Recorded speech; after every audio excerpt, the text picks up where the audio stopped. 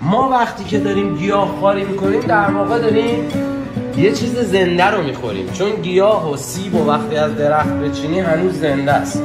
موقعی که این سیب میمیره، پلاسیده میشه، سیاه میشه، چیکارش میکنی؟ میندازی دور، درسته؟ ولی موقعی که یک حیوان رو میکشی تازه میخوریش.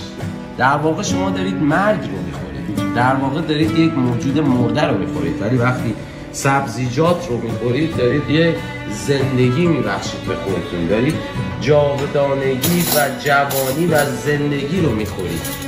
اینه که واقعا گیاهخواری از هر بردی بهش نگاه کنی میبینی که نیاز بشریت و نیاز صلح جهانیه و از همه آدم ها از هر جای دنیا هستن میخوام که گیاهخوار بشن اول و بعد برای گیاهخواری بقیه تلاش بکنن.